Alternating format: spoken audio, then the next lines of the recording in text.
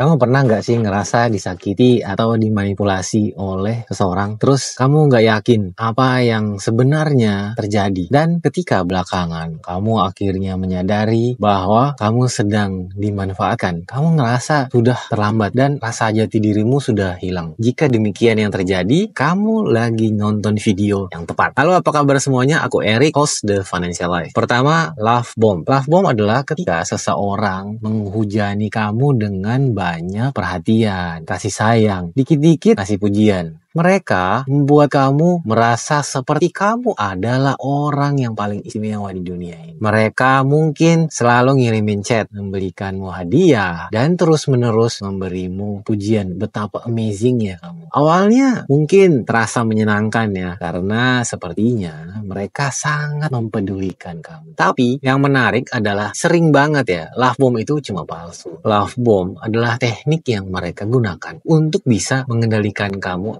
atau pula untuk bisa memanipulasimu. Mereka ingin supaya kamu menjadi terikat secara emosional dengan mereka. Sehingga mereka dapat mempengaruhi pikiran dan tindakanmu di kemudian hari. Yang kedua, hot and cold atau kadang panas, kadang dingin. Setelah mereka membuat kamu marah, mereka akan menggunakan teknik hot and cold yang juga dikenal sebagai trauma bonding. Tujuannya agar bisa mengendalikanmu dan berkuasa atas dirimu. Mereka berganti-ganti antara perhatian dan kasih sayang yang intens, kemudian berganti dengan penarikan diri secara emosional. Mereka membuat kamu tetap waspada. Suatu waktu mereka akan sangat baik dan ramah, dan di momen lain selanjutnya mereka sedingin es, seakan mereka mengabaikan keberadaanmu. Contohnya, mereka menghilang tanpa jejak dan kemudian mereka kembali dengan memberikan penjelasan yang masuk akal mengenai kenapa mereka sempat menghilang. Misalnya, maaf HP ku mati, lowbat, atau maaf aku tadi sibuk banget di kantor, ada meeting gak kelar-kelar. Tujuan mereka adalah untuk membuat kamu terus-menerus menebak-nebak gimana mereka akan bertindak selanjutnya. Mereka membuat kamu merasa cemas, selalu mendambakan persetujuan dan perhatian mereka. Pada dasarnya itu adalah cara licik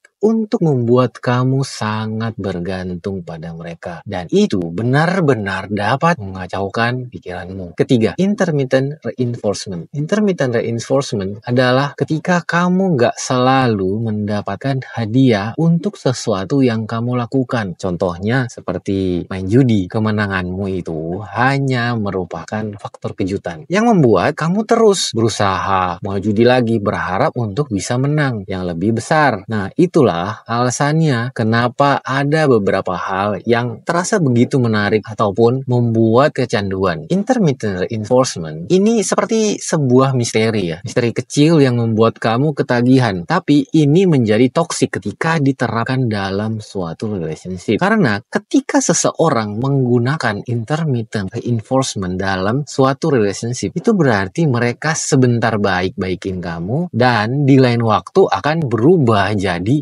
ngejahatin kamu. Kamu nggak akan pernah tahu apa yang akan kamu dapatkan karena reaksi mereka kelihatan sengaja dibuat terlalu random. Tunggu bentar. Sejauh ini mungkin kamu mikir, ini kok mirip ya dengan hot and cold. Memang mirip. Yang mirip karena kedua teknik ini bertujuan untuk membuat kamu bergantung pada perhatian mereka. Tapi dalam hot and cold mereka mempermainkan emosimu. Nah, bentar bikin kamu happy, di lain waktu justru bikin kamu cemas. Bergantian pula sebentar menyakitimu dan lain waktu membuatmu senang. Intermittent reinforcement ini lebih seperti sebuah surprise game. Kamu selalu dikejutkan karena mereka ingin kamu terus berusaha membuat mereka terkesan. Dan pada akhirnya kamu akan melakukan lebih banyak dan lebih banyak lagi demi mereka. Hanya untuk memenangkan jackpot alias kasih sayang dan persetujuan mereka. Pada akhirnya semua itu adalah tentang membuatmu menjadi seperti budak supaya kamu melakukan apapun yang mereka inginkan. Karena kamu semakin bergantung pada perhatian dan jackpot yang membuatmu tetap berusaha walaupun belum tentu bisa dapat jackpotnya. Kedua teknik tersebut nggak baik ya. Jadi kamu harus tetap waspada. Oke, karena kita sudah bahas mengenai kamu mendapatkan persetujuan, maka pembahasan ini membawa kita ke poin selanjutnya. Keempat, the judge seduction. Teknik ini adalah ketika seseorang mencoba untuk membuat dirinya tampak superior. Wow, seperti orang yang keren yang membuat kamu harus bekerja keras untuk mendapatkan persetujuannya. Mereka menempatkan dirinya sebagai tumpuan dan mengharapkan orang lain untuk terus-menerus membuktikan diri. Terus gimana caranya mereka melakukan ini? Ada banyak caranya. Contohnya, membatalkan rencana secara mendadak di menit-menit terakhir atau bahkan benar-benar melupakannya sama sekali. Mereka ini membuat kamu merasa seolah-olah mereka punya urusan lain yang lebih baik, yang lebih penting, atau mereka menggoda orang lain di depan kamu atau di sosial media seolah-olah mereka punya banyak fans yang gak ada habisnya. Atau ketika kamu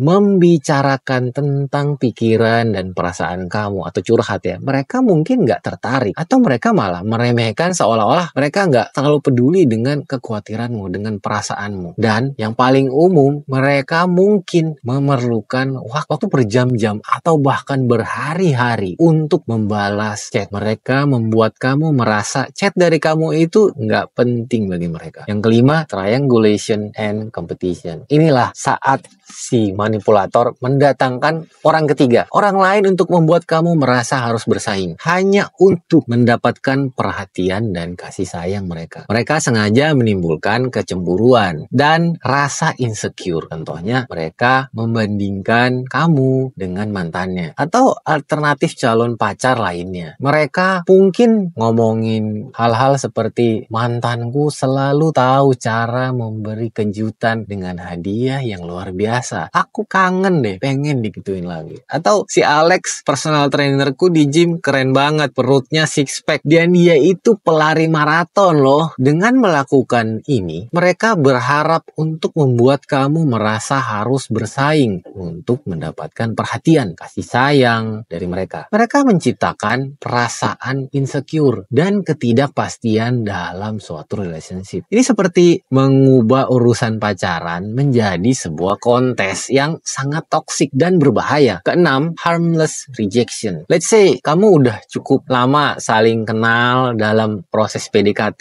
ini, lalu kamu bisa dong nanya gimana perasaan mereka terhadap kamu. Dan mereka bilang sama kamu, tapi sekarang nggak bisa bersamamu. Mereka ngasih alasan yang nggak jelas seperti, kamu terlalu baik untukku, aku perlu memperbaiki diriku sendiri dulu, aku belum siap pacaran dulu, atau aku suka kamu tapi aku masih enjoy single dulu deh. Ini kan toksik dan manipulatif banget. Emang kenapa? Karena mereka ingin membuatmu ada dalam keadaan insecure dan ketergantungan sehingga mereka punya kuasa dan bisa mengendalikanmu. Dalam situasi yang lebih jahat lagi, mereka ingin menjadikan kamu sebagai cadangan sambil mencari pilihan lain, sambil menghindari tanggung jawab atas perasaan dan tindakan mereka yang membuatmu kena PHP. Yang ketujuh, breadcrumbing. Ini adalah ketika seseorang meninggalkan jejak remah-remah roti untuk membuat kamu tetap tertarik padanya. Tapi mereka nggak benar-benar menginginkan hubungan yang serius dengan kamu. Mereka mungkin sesekali mengirimi kamu SMS atau WhatsApp chat yang menggoda. Atau mereka kasih like ke postingan Instagram kamu. Wow, biasanya seneng ya kalau dapat like. Dan bahkan mungkin bilang bahwa mereka ingin nongkrong bareng sama kamu. Tapi ketika beneran nih mau janjian nongkrong atau melakukan sesuatu bersama yang lebih bermakna lah ya, mereka sepertinya selalu punya alasan lain untuk mundur. Nah, yang beginian bisa membingungkan banget karena mereka memberi kamu perhatian yang cukup untuk membuat kamu tetap tertarik. Tapi mereka nggak benar-benar bertujuan membangun hubungan yang serius. Breadcrumbing bisa menyakitkan karena bisa membuat kamu merasa seperti digantung atau dimanfaatkan hanya untuk jadi hiburan mereka saja. Kedelapan, guilt trip. Let's say kamu udah tahu apa aja trik dan teknik mereka dan memutuskan untuk membuat batasan yang sehat atau ya mungkin milih mau move on aja. Nah, disitulah mereka mulai menggunakan rasa bersalah sebagai upaya terakhir untuk membuat kamu tetap ada di bawah kendali mereka. Dan mereka mereka pun play victim. Contohnya, mereka mungkin mengungkit-ungkit pengorbanan yang telah mereka lakukan demi kamu. Mereka sering membesar-besarkan atau bahkan ngarang-ngarang pengorbanan ini. Tujuannya untuk membuat kamu merasa cemas, berhutang budi. Mereka bisa bilang begini, aku sudah begitu banyak berkorban demi kamu. Jadi gini ya cara membalasku. Dan kalaupun teknik itu nggak berhasil, mereka mungkin juga membesar-besarkan kesengsaraan, kesulitan mereka. Sehingga membuat targetnya merasa bertanggung jawab atas kesejahteraan mereka. Mereka mungkin bisa bilang gini,